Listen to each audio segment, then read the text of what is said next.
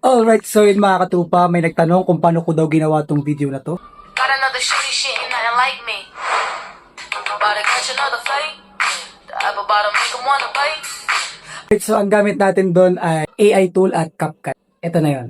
Hanapin at i-open ang video footage. Kung wala ka pa, lumabas ka at mag-take ka na parang ganito. Hanapin yung position, yung screen, or yung kung saan mo gustong i-apply ang slow-mo effect. I-pause at i-screenshot. I-open ang browser at pumunta sa artlist.io. And then choose AI video. And then choose image to video. And upload the target image, the screenshot you made earlier.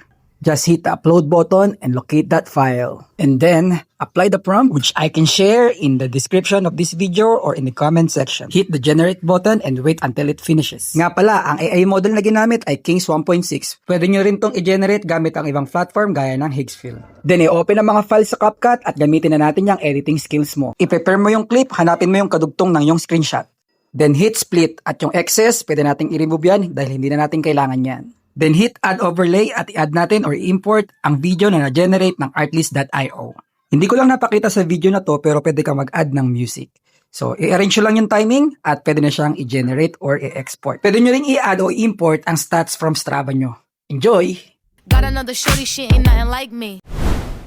About to catch another fight. Yeah. The apple bottom make 'em wanna bite. Yeah. I just wanna have a good night.